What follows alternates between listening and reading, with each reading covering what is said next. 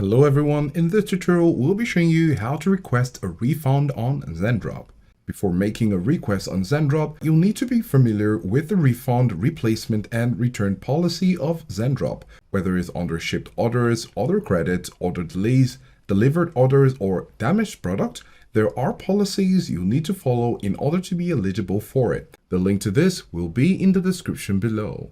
So when you've been able to certify that you're eligible for a refund, go on into your Zendrop, log in, and when you're logged in, you have two options.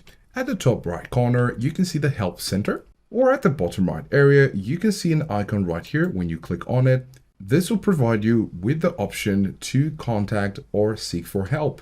Then you'll need to go over to messages, but if you have recent messages here, you can click on it, and then you can go ahead and ask a question. How can I contact support? After asking the question, they will respond to you saying you'll get replies here in your email, and then the team will reply you as soon as they can. When they do, you can make your request for a refund stating your reasons. So let us know if this was helpful, and thanks for watching.